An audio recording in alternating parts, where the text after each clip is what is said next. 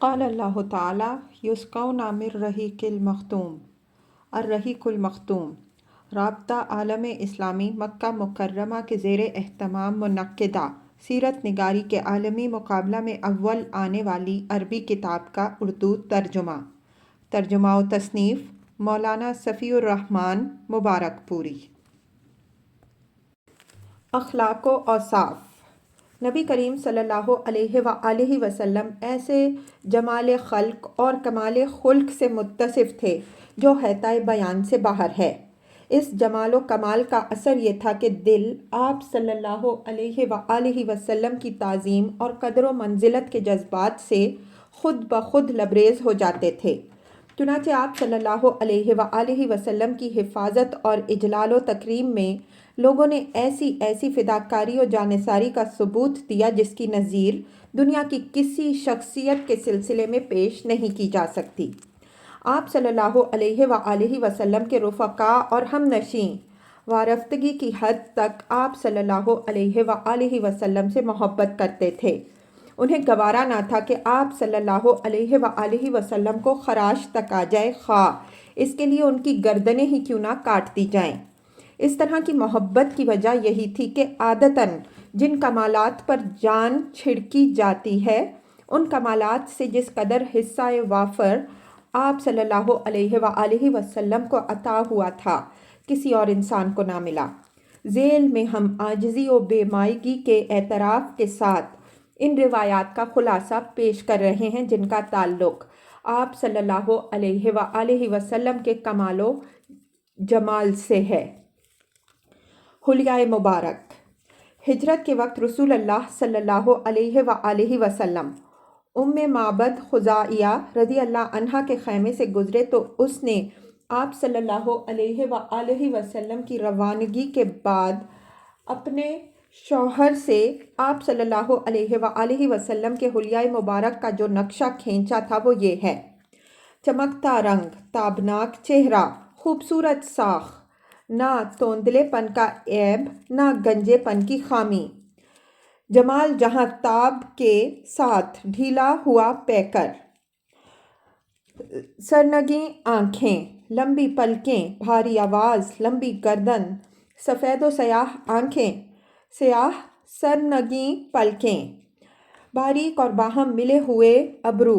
چمکدار کالے بال، خاموش ہوں تو باوقار، گفتگو کریں تو پرکشش، دور سے دیکھنے میں سب سے تابناک اور پرجمال، قریب سے سب سے خوبصورت اور شیریں، گفتگو میں چاشنی، بات واضح اور دو ٹوک، نہ مختصر نہ فضول، انداز ایسا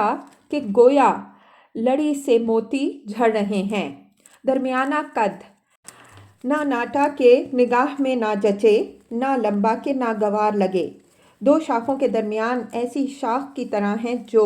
سب سے زیادہ تازہ و خوش منظر ہے۔ رفقا آپ کے گرد حلقہ بنائے ہوئے کچھ فرمائیں تو توجہ سے سنتے ہیں، کوئی حکم دے تو لپک کر بجا لاتے ہیں، مطاع و مکرم، نہ ترش رو نہ لغو گو۔ حضرت علی رضی اللہ عنہ آپ صلی اللہ علیہ وآلہ وسلم کا وصف بیان کرتے ہوئے فرماتے ہیں کہ آپ صلی اللہ علیہ وآلہ وسلم نہ لمبے تڑنگے نہ ناٹے کھوٹے، لوگوں کے حساب سے درمیانہ قد کے تھے، بال نہ زیادہ گھنگریالے نہ بالکل کھڑے کھڑے بلکہ دونوں کے بیچ کی کیفیت تھی، رخسار نہ بہت زیادہ پرگوشت تھا نہ تھوڑی چھوٹی اور پیشانی پست، چہرہ کسی قدر گولائی لیے ہوئے تھا، رنگ گورا گلابی، آنکھیں سرخی مائل، پلکیں لمبی، جوڑوں اور مونڈھوں کی ہڈیاں بڑی بڑی، سینہ پر ناف تک بالوں کی ہلکی سی لکیر، بقیہ جسم بال سے خالی، ہاتھ اور پاؤں کی انگلیاں پرگوشت، چلتے تو قدرے جھٹکے سے پاؤں اٹھاتے اور یوں چلتے کہ گویا کسی ڈھلوان پر چل رہے ہیں، جب کسی طرف متوجہ ہوتے تو پورے وجود کے ساتھ متوجہ ہوتے، دونوں کندھوں کے درمیان مہر نبوت تھی، آپ صلی اللہ علیہ وآلہ وسلم سارے انبیاء علیہم السلام کے خاتم تھے، سب سے زیادہ سخی دست اور سب سے زیادہ بڑھ کر جرت مند، سب سے زیادہ صادق اللہجہ اور سب سے بڑھ کر عہد و پیمان کے پابند و وفا، سب سے زیادہ نرم طبیعت اور سب سے شریف ساتھی، جو آپ صلی اللہ علیہ وسلم کو اچانک دیکھتا ہیبت زدہ ہو جاتا، جو جان پہچان کے ساتھ ملتا محبوب رکھتا۔ آپ صلی اللہ علیہ وسلم کا وصف بیان کرنے والا یہی کہہ سکتا ہے کہ میں نے آپ صلی اللہ علیہ وسلم سے پہلے اور آپ صلی اللہ علیہ وسلم کے بعد آپ صلی اللہ علیہ وسلم جیسا نہیں دیکھا۔ حضرت علی رضی اللہ عنہ کی ایک روایت میں ہے کہ آپ صلی اللہ علیہ وسلم کا سر بڑا تھا، جوڑوں کی ہڈیاں بھاری بھاری تھیں، سینے پر بالوں کی لمبی لکیر تھی۔ جب آپ صلی اللہ علیہ وسلم چلتے تو قدرے جھک کر چلتے، گویا کسی ڈھلوان سے اتر رہے ہیں۔ حضرت جابر بن سمرہ رضی اللہ عنہ کا بیان ہے کہ آپ صلی اللہ علیہ وسلم کا دہانہ کشادہ تھا، آنکھیں ہلکی سرخی لیے ہوئے اور ایڑیاں باریک۔ حضرت ابو طفیل رضی اللہ عنہ کہتے ہیں کہ آپ صلی اللہ علیہ وسلم گورے رنگ، پل ملاحت چہرے اور میانہ قد و قامت کے تھے۔ حضرت انس بن مالک رضی اللہ عنہ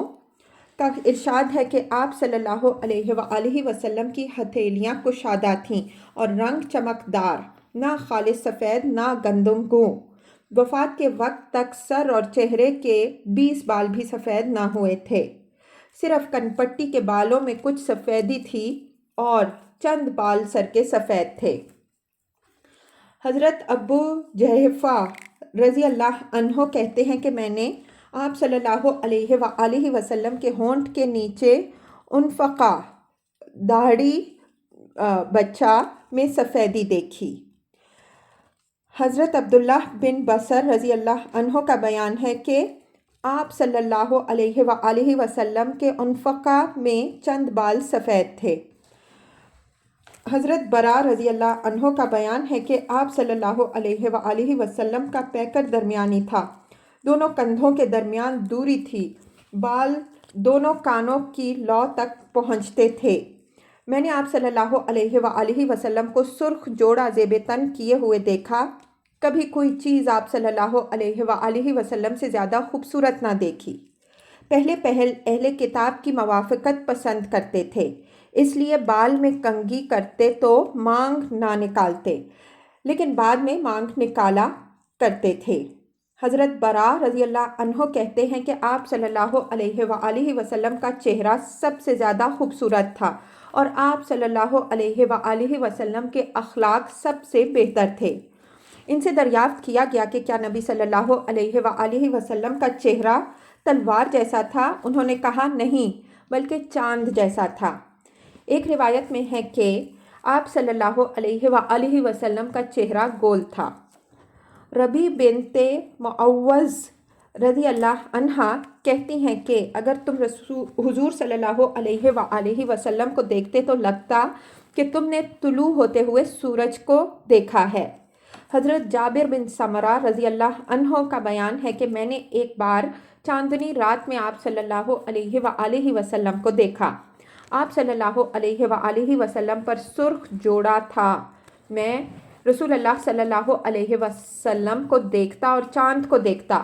آخر اس نتیجے پر پہنچا کہ آپ صلی اللہ علیہ وسلم چاند سے زیادہ خوبصورت ہیں۔ حضرت ابو ہریرہ رضی اللہ عنہ کا بیان ہے کہ میں نے رسول اللہ صلی اللہ علیہ وسلم سے زیادہ خوبصورت کوئی چیز نہیں دیکھی۔ لگتا تھا سورج آپ صلی اللہ علیہ وسلم کے چہرے میں رواں دواں ہے، اور میں نے رسول اللہ صلی اللہ علیہ وسلم سے بڑھ کر کسی کو تیز رفتار نہیں دیکھا۔ لگتا تھا کہ زمین آپ صلی اللہ علیہ وسلم کے لیے لپٹتی جا رہی ہے، ہم تو اپنے آپ کو تھکا مارتے اور آپ صلی اللہ علیہ وسلم بالکل بے فکر۔ حضرت کعب بن مالک رضی اللہ عنہ کا بیان ہے کہ جب آپ صلی اللہ علیہ وسلم خوش ہوتے تو چہرہ دمک اٹھتا، گویا چاند کا ایک ٹکڑا ہے۔ ایک بار آپ صلی اللہ علیہ وسلم حضرت عائشہ رضی اللہ عنہا کے پاس تشریف فرما تھے، پسینہ آیا تو چہرے کی دھاریاں چمک اٹھیں۔ یہ کیفیت دیکھ کر حضرت عائشہ رضی اللہ عنہا نے ابو کبیر حضلی کا یہ شعر پڑھا۔ وَإِذَا نَظَرْتَ إِلَىٰ أَسِرَّةِ وَجْهِهِ بِرِقَّةِ كَالْبَرْقِ الْعَارِضِ الْمُتَّهِلِ، جب ان کے چہرے کی دھاریاں دیکھو تو وہ یوں چمکتی ہیں جیسے روشن بادل چمک رہا ہو۔ ابو بکر رضی اللہ عنہ آپ صلی اللہ علیہ وآلہ وسلم کو دیکھ کر یہ شعر پڑھتے: امین مصطفیٰ بالخیر یدعو کضوء البدر زایلیہ الظلام۔ آپ صلی اللہ علیہ وآلہ وسلم امین ہیں، چیدہ و برگزیدہ خیر کی دعوت دیتے ہیں، گویا ماہ کامل کی روشنی ہیں جس سے تاریکی آنکھ مچولی کھیل رہی ہے۔ حضرت عمر رضی اللہ عنہ زہیر کا یہ شعر پڑھتے جو حزم بن سنان کے بارے میں کہا گیا تھا: لو کنت من شیء سوی البشر کنت المضیء لیلۃ البدر۔ اگر آپ صلی اللہ علیہ وآلہ وسلم بشر کے سوا کسی اور چیز سے ہوتے تو آپ صلی اللہ علیہ وسلم ہی 14ویں کی رات کو روشن کرتے۔ پھر فرماتے کہ رسول اللہ صلی اللہ علیہ وآلہ وسلم ایسے ہی تھے۔ جب آپ صلی اللہ علیہ وآلہ وسلم غضبناک ہوتے تو چہرہ سرخ ہو جاتا، گویا دونوں رخساروں میں دانہ انار نچوڑ دیا گیا۔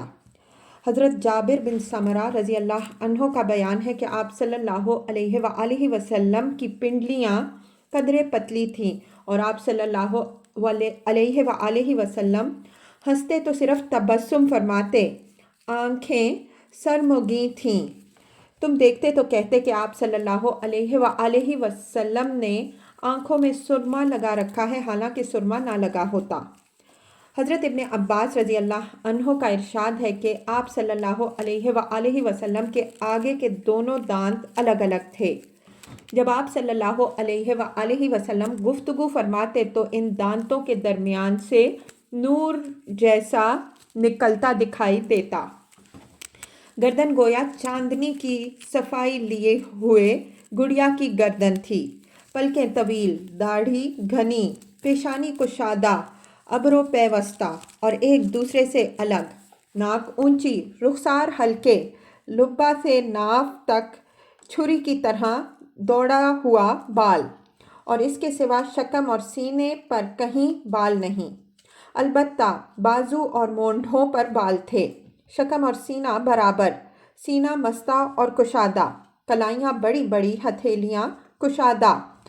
قد کھڑا، تلوے خالی، اعضاء بڑے بڑے۔ جب چلتے تو جھٹکے کے ساتھ چلتے، قدرے جھکاؤ کے ساتھ آگے بڑھتے اور سہل رفتار سے چلتے۔ حضرت انس رضی اللہ عنہ فرماتے ہیں کہ میں نے کوئی حریر و دیبا نہیں چھوا جو رسول اللہ صلی اللہ علیہ وآلہ وسلم کی ہتھیلی سے زیادہ نرم ہو، اور نہ کبھی کوئی عنبر یا مشک یا کوئی ایسی خوشبو سونگھی جو رسول اللہ صلی اللہ علیہ وآلہ وسلم کی خوشبو سے بہتر ہو۔ حضرت ابو جحفہ رضی اللہ عنہ فرماتے ہیں کہ میں نے آپ صلی اللہ علیہ وآلہ وسلم کا ہاتھ اپنے چہرے پر رکھا تو وہ برف سے زیادہ ٹھنڈا اور مشک سے زیادہ خوشبودار تھا۔ حضرت جابر بن سمرہ رضی اللہ عنہ جو بچے تھے کہتے ہیں آپ صلی اللہ علیہ وآلہ وسلم نے میرے رخسار پر ہاتھ پھیرا تو میں نے آپ صلی اللہ علیہ وآلہ وسلم کے ہاتھ میں ایسی ٹھنڈک اور ایسی خوشبو محسوس کی گویا آپ صلی اللہ علیہ وآلہ وسلم نے اسے عطار کے عطردان سے نکالا ہے۔ حضرت انس رضی اللہ عنہ کا بیان ہے کہ آپ صلی اللہ علیہ وآلہ وسلم کا پسینہ گویا موتی ہوتا تھا، اور حضرت سلیم رضی اللہ عنہ کہتی ہیں کہ یہ پسینہ ہی سب سے عمدہ خوشبو ہوا کرتا تھا۔ حضرت جابر بن عبداللہ رضی اللہ عنہ کہتے ہیں کہ آپ صلی اللہ علیہ وآلہ وسلم کسی راستے سے تشریف لاتے اور آپ صلی اللہ علیہ وآلہ وسلم کے بعد کوئی اور گزرتا تو آپ صلی اللہ علیہ وآلہ وسلم کے جسم یا پسینہ کی خوشبو کی وجہ سے جان جاتا کہ آپ صلی اللہ علیہ وآلہ وسلم یہاں سے تشریف لے گئے ہیں۔ آپ صلی اللہ علیہ وآلہ وسلم کے دونوں کندھوں کے درمیان مہر نبوت تھی جو کبوتر کے انڈے جیسی اور جسم مبارک ہی کے مشابہ تھی۔ یہ بائیں کندھے کی کری نرم ہڈی کے پاس تھی، اس پر مسوں کی طرح تلووں کا جمگھٹ تھا۔ کمال نفس اور مکارم اخلاق۔ نبی صلی اللہ علیہ وآلہ وسلم فصاحت و بلاغت میں ممتاز تھے۔ آپ صلی اللہ علیہ وآلہ وسلم کی طبیعت کی روانی، لفظ کے نکھار، فکروں کی جزالت، معنی کی صحت اور تکلف سے دوری کے ساتھ ساتھ جوامع الکلم سے نوازے گئے تھے۔ آپ صلی اللہ علیہ وآلہ وسلم کو نادر حکمتوں اور عرب کی تمام زبانوں کا علم عطا ہوا تھا۔ چنانچہ آپ صلی اللہ علیہ وآلہ وسلم ہر قبیلے سے اسی کی زبان اور محاورے میں گفتگو فرماتے تھے۔ آپ صلی اللہ علیہ وآلہ وسلم میں بدوؤں کا زور بیان اور قوت تخاطب اور شہریوں کی شائستگی الفاظ اور شگفتگی جمع تھی، اور وہی پر مبنی تائید ربانی الگ سے تھی۔ بردباری، قوت برداشت، قدرت پا کر درگزر اور مشکلات پر صبر ایسے اوصاف تھے جن کے ذریعے اللہ نے آپ صلی اللہ علیہ وآلہ وسلم کی تربیت کی تھی۔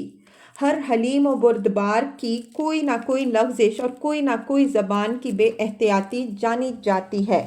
مگر نبی صلی اللہ علیہ وآلہ وسلم کی بلندی کردار کا عالم یہ تھا کہ آپ صلی اللہ علیہ وآلہ وسلم کے خلاف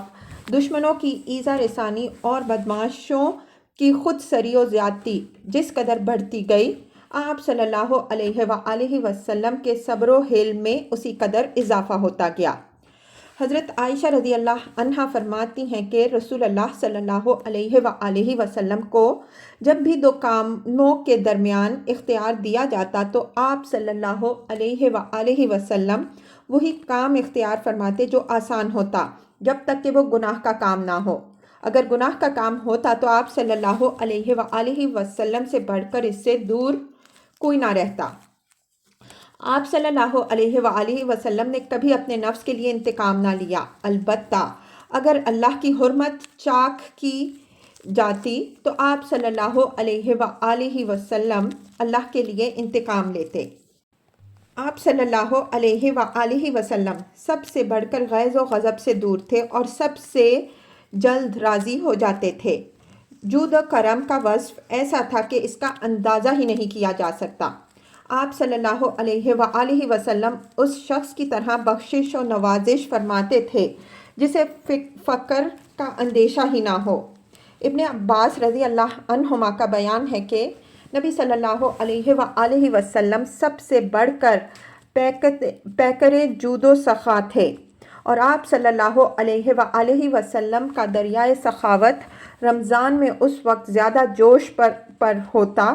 جب حضرت جبریل علیہ السلام آپ صلی اللہ علیہ وآلہ وسلم سے ملاقات فرماتے، اور حضرت جبریل علیہ السلام رمضان میں آپ صلی اللہ علیہ وآلہ وسلم سے ہر رات ملاقات فرماتے اور قرآن کا دور کراتے۔ پس رسول اللہ صلی اللہ علیہ وآلہ وسلم خیر کی سخاوت میں خزائن رحمت سے مالا مال کر کے بھیجی ہوئی ہوا سے بھی زیادہ پیش ہوتے تھے۔ حضرت جابر کا ارشاد ہے کہ ایسا کبھی نہ ہوا کہ آپ صلی اللہ علیہ وآلہ وسلم سے کوئی چیز مانگی گئی ہو اور آپ صلی اللہ علیہ وآلہ وسلم نے نہیں کہہ دیا ہو۔ شجاعت، بہادری اور دلیری میں بھی آپ صلی اللہ علیہ وآلہ وسلم کا مقام سب سے بلند اور معروف تھا۔ آپ صلی اللہ علیہ وآلہ وسلم سب سے زیادہ دلیر تھے۔ نہایت کٹھن اور مشکل مواقع پر جبکہ اچھے جانبازوں اور بہادروں کے پاؤں اکھڑ گئے،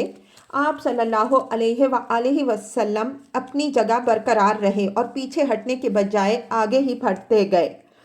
پائے ثبات میں ذرا لغزش نہ آئی۔ بڑے بہادر بھی کبھی نہ کبھی بھاگے اور پسپا ہوئے، مگر آپ صلی اللہ علیہ وآلہ وسلم میں یہ بات کبھی نہیں پائی گئی۔ حضرت علی رضی اللہ عنہ کا بیان ہے کہ جب زور کا رن پڑا اور جنگ کے شعلے خوب بھڑک اٹھے تو ہم رسول اللہ صلی اللہ علیہ وآلہ وسلم کی آڑ لیا کرتے تھے۔ آپ صلی اللہ علیہ وآلہ وسلم سے بڑھ کر کوئی شخص دشمن کے قریب نہ ہوتا۔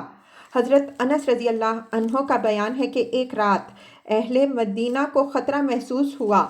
لوگ شور کی طرف دوڑے تو راستے میں رسول اللہ صلی اللہ علیہ وآلہ وسلم واپس آتے ہوئے ملے۔ آپ صلی اللہ علیہ وآلہ وسلم لوگوں سے پہلے ہی آواز کی جانب پہنچ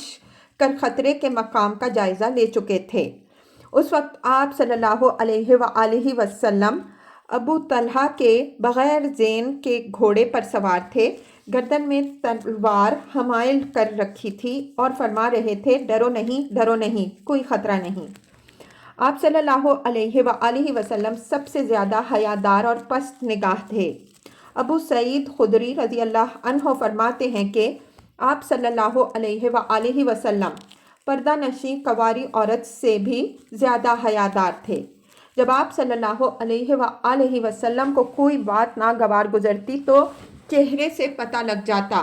اپنی نظریں کسی کے چہرے پر گاڑتے نہ تھے، نگاہ پست رکھتے تھے اور آسمان کی بنسبت زمین کی طرف نظر زیادہ دیر تک رہتی تھی۔ عموماً نیچی نگاہ تاکتے۔ حیا اور کرم نفس کا عالم یہ تھا کہ کسی سے ناگوار بات رو دردو نہ کہتے۔ کسی کی کوئی ناگوار بات آپ صلی اللہ علیہ وآلہ وسلم تک پہنچتی تو نام لے کر اس کا ذکر نہ کرتے، بلکہ یوں فرماتے کہ کیا بات ہے کہ کچھ لوگ ایسا کر رہے ہیں۔ فرزدق کے اس شعر کے سب سے زیادہ صحیح مصداق آپ صلی اللہ علیہ وآلہ وسلم تھے، جس کا ترجمہ ہے، آپ حیا کے سبب اپنی نگاہ پست رکھتے ہیں اور آپ کی ہیبت کے سبب نگاہیں پست رکھی جاتی ہیں۔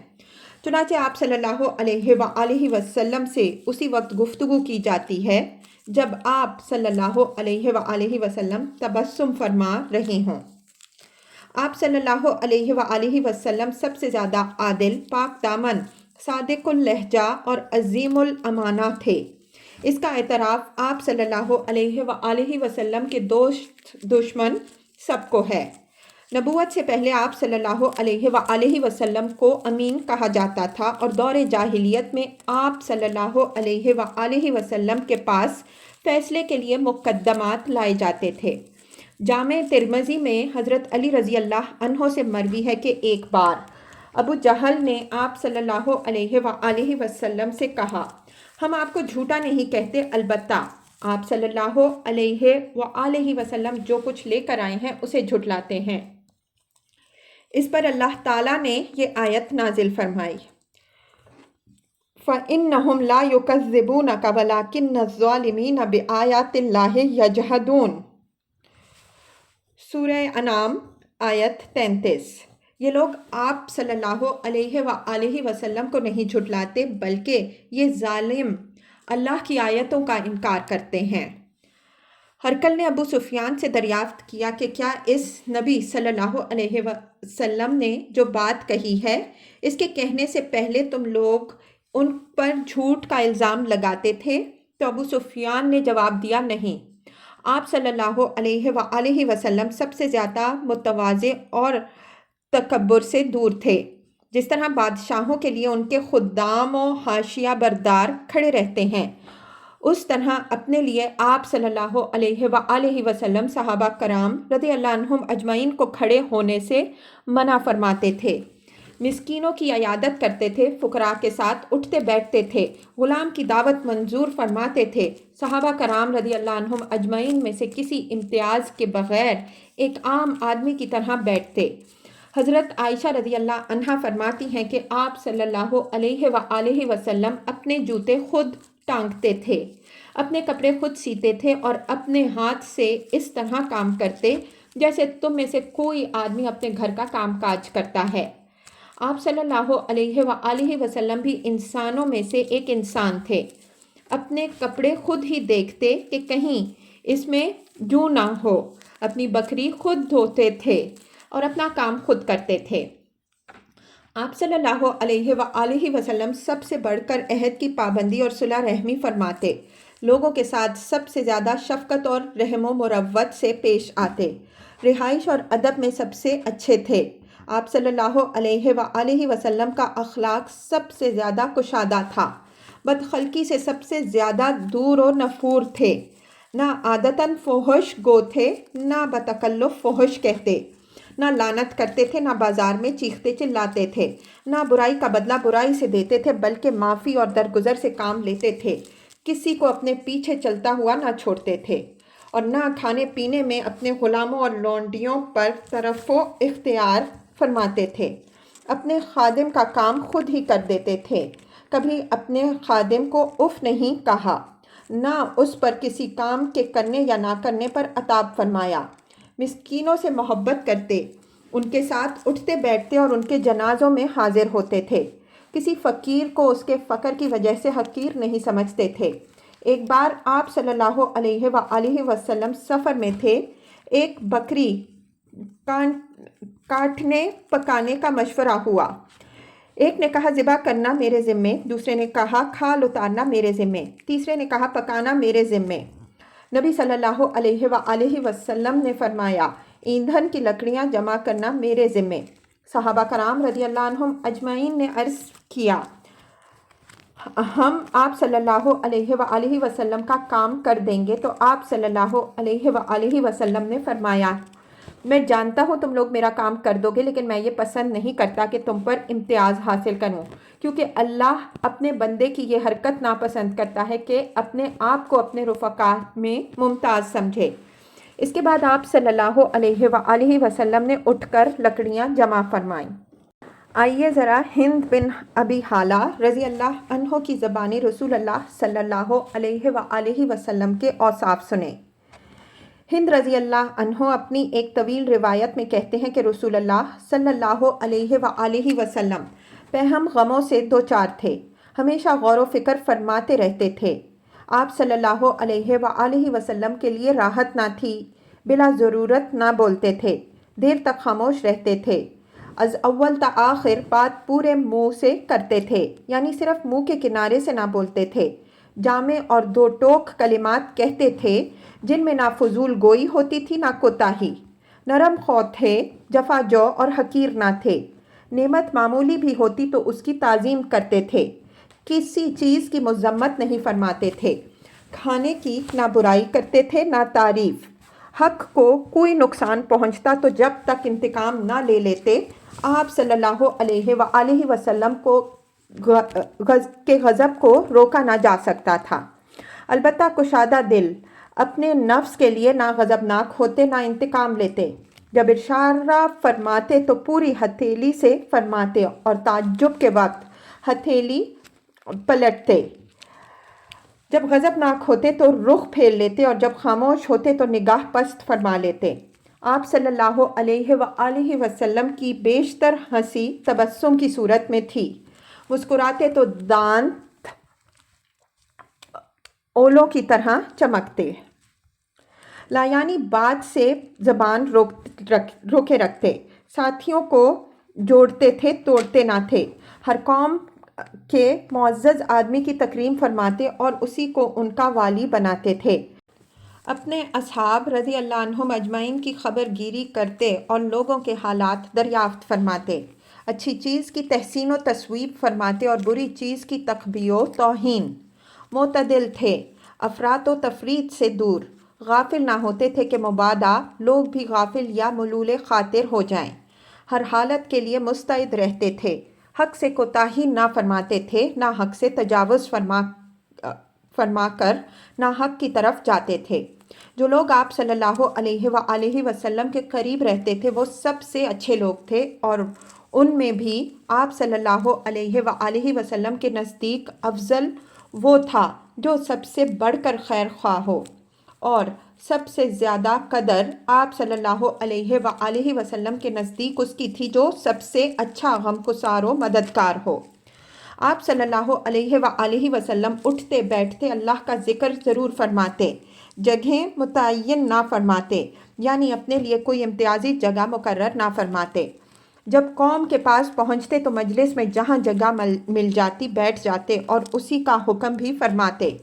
سب اہل مجلس پر برابر توجہ فرماتے، حتیٰ کہ کوئی جلیس یہ نہ محسوس کرتا کہ کوئی شخص آپ صلی اللہ علیہ وآلہ وسلم کے نزدیک اس سے زیادہ باعزت ہے، کوئی کسی ضرورت سے آپ صلی اللہ علیہ وآلہ وسلم کے پاس بیٹھتا یا کھڑا ہوتا تو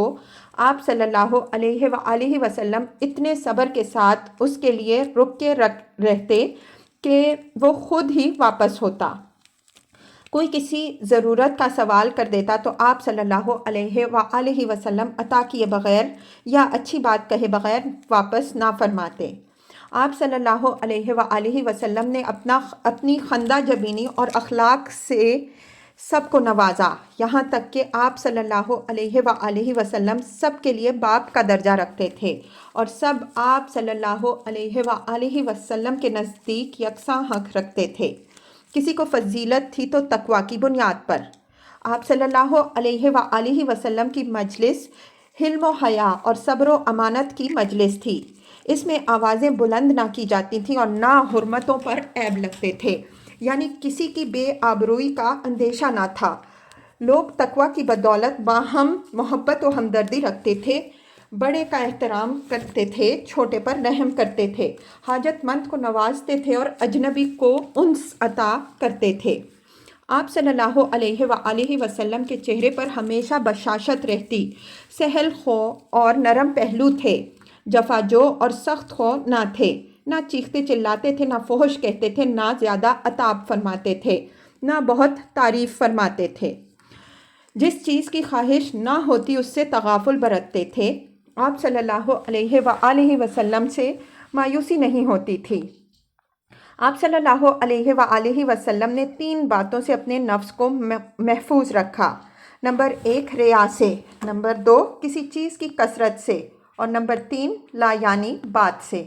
اور 3 باتوں سے لوگوں کو محفوظ رکھا، یعنی آپ صلی اللہ علیہ وآلہ وسلم نمبر 1 کسی کی مذمت نہیں کرتے تھے، نمبر 2 کسی کو عار نہیں دلاتے تھے، نمبر 3 اور کسی کی عیب جوئی نہیں کرتے تھے۔ آپ صلی اللہ علیہ وآلہ وسلم وہی بات نوکے زبان پر لاتے تھے جس میں ثواب کی امید ہوتی۔ جب آپ صلی اللہ علیہ وآلہ وسلم تکلم فرماتے تو آپ صلی اللہ علیہ وآلہ وسلم کے ہم نشین یوں سر جھکائے ہوتے گویا سروں پر پرندے بیٹھے ہیں، اور جب آپ صلی اللہ علیہ وآلہ وسلم خاموش ہوتے تو لوگ گفتگو کرتے۔ لوگ آپ صلی اللہ علیہ وآلہ وسلم کے پاس گپ بازی نہ کرتے۔ آپ صلی اللہ علیہ وآلہ وسلم کے پاس جو کوئی بولتا سب اس کے لیے خاموش رہتے، یہاں تک کہ وہ اپنی بات پوری کر لیتا۔ ان کی بات وہی ہوتی جو ان کا پہلا شخص کرتا۔ جس بات سے سب لوگ ہنستے اس پر آپ صلی اللہ علیہ وآلہ وسلم ہنستے، اور جس بات پر سب لوگ تعجب کرتے اس پر آپ صلی اللہ علیہ وآلہ وسلم بھی تعجب کرتے۔ اجنبی آدمی درست کلامی سے کام لیتا تو اس پر آپ صلی اللہ علیہ وآلہ وسلم صبر فرماتے اور کہتے، جب تم لوگ حاجت مند کو دیکھو تو وہ اپنی حاجت کی طلب میں ہے تو اسے سامان ضرورت سے نوازو۔ آپ صلی اللہ علیہ وآلہ وسلم احسان کا بدلہ دینے والے کے سوا کسی سے ثنا کے طالب نہ ہوتے۔ خارجہ بن زید رضی اللہ عنہ کا بیان ہے کہ نبی صلی اللہ علیہ وآلہ وسلم اپنی مجلس میں سب سے زیادہ باوقار ہوتے، اپنے پاؤں وغیرہ نہ پھیلاتے، بہت زیادہ خاموش رہتے، بلا ضرورت نہ بولتے، جو شخص نامناسب بات بولتا اس سے رخ پھیر لیتے۔ آپ صلی اللہ علیہ وآلہ وسلم کی ہنسی مسکراہٹ تھی اور کلام 2 ٹوک، نہ فضول نہ کوتاہ۔ آپ صلی اللہ علیہ وآلہ وسلم کے صحابہ رضی اللہ عنہم اجمعین کی ہنسی بھی آپ صلی اللہ علیہ وآلہ وسلم کی توقیر و اقتداء میں مسکراہٹ ہی کی حد تک ہوتی۔ حاصل یہ کہ نبی صلی اللہ علیہ وآلہ وسلم بے نظیر صفات کمال سے آراستہ تھے۔ آپ صلی اللہ علیہ وآلہ وسلم کے رب نے آپ صلی اللہ علیہ وآلہ وسلم کو بے نظیر ادب سے نوازا تھا، حتیٰ کہ اس نے خود آپ صلی اللہ علیہ وآلہ وسلم کی تعریف میں فرمایا، وَإِنَّكَ لَعَلَىٰ خُلُقٍ عَظِيمٍ، سورہ قلم آیت 4۔ یقیناً آپ عظیم اخلاق پر ہیں اور یہ ایسی خوبیاں تھیں جن کی وجہ سے لوگ آپ صلی اللہ علیہ وآلہ وسلم کی طرف کھنچ آئے، دلوں میں آپ صلی اللہ علیہ وآلہ وسلم کی محبت بیٹھ گئی، اور آپ صلی اللہ علیہ وآلہ وسلم کو قیادت کا وہ مقام حاصل ہوا کہ لوگ آپ صلی اللہ علیہ وآلہ وسلم پر وارفتہ ہو گئے۔ انہی خوبیوں کے سبب آپ صلی اللہ علیہ وآلہ وسلم کی قوم کی اکڑ اور سختی نرمی میں تبدیل ہوئی، یہاں تک کہ یہ اللہ کے دین میں فوج در فوج داخل ہو گئی۔ یاد رہے کہ ہم نے پچھلے صفحات میں آپ صلی اللہ علیہ وآلہ وسلم کی جن خوبیوں کا ذکر کیا ہے وہ آپ صلی اللہ علیہ وآلہ وسلم کے کمال اور عظیم صفات کے مظاہر کی چند چھوٹی چھوٹی لکیریں ہیں، ورنہ آپ صلی اللہ علیہ وآلہ وسلم کے مجد و شرف اور شمائل و خصائل کی بلندی اور کمال کا یہ عالم تھا کہ ان کی حقیقت اور تہ تک نہ رسائی ممکن ہے، نہ اس کی گہرائی ناپی جا سکتی ہے۔ بھلا عالم وجود کے اس سب سے عظیم بشر کی عظمت کی انتہا تک کس کی رسائی ہو سکتی ہے، جس نے مجد و کمال کی سب سے بلند چوٹی پر اپنا نشیمن بنایا اور اپنے رب کے نور سے اس طرح منور ہوا کہ کتاب الہی ہی کو اس کا وصف اور خلق قرار دیا گیا، یعنی قاری نظر آتا ہے، حقیقت میں ہے قرآن۔ اللہم صلی علی محمد وعلی آل محمد کما صلیت علی ابراہیم وعلی آل ابراہیم انک حمید مجید۔ اللہم بارک علی محمد وعلی آل محمد کما بارکت علی ابراہیم وعلی آل ابراہیم انک حمید مجید۔ صفی الرحمن مبارک پوری، 16 رمضان المبارک 1404 ہجری، 17 جون 1984 عیسوی، حسین آباد مبارک پور، ضلع اعظم گڑھ، یو پی، ہند۔